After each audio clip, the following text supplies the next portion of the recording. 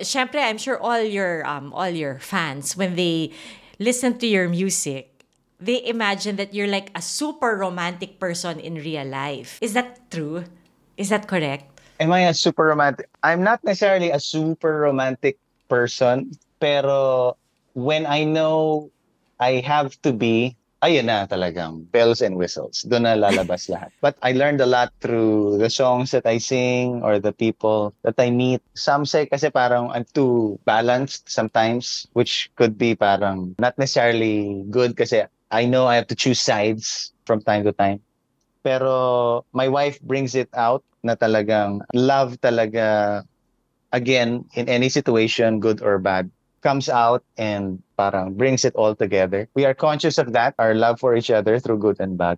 And that helps us go through the motions. Parang they, So wait, so nung nanliligaw ka ba, nanghaharana ka? ah, Di ba ano? use your assets, di ba?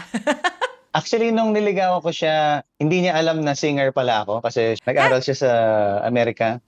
So Ah, okay. parang, ang sabi nga niya sa mga friends niya, I'm dating this guy, parang indie singer yata. His name's Hindi. Christian.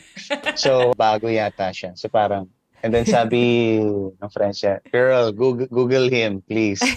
So, pero before that, hindi ko rin sinasabi na, hey, I'm a singer, ganyan. I was just being normal, being a normal guy. And then when she found out, parang, okay, ganito ka pala. Kasi parang nagtataka siya, ba't lagi tayo nagde-date sa mga walang tao? Ba't parang tinatago mo?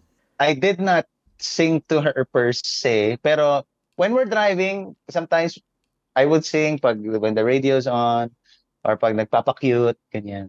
Pero when the moment comes up.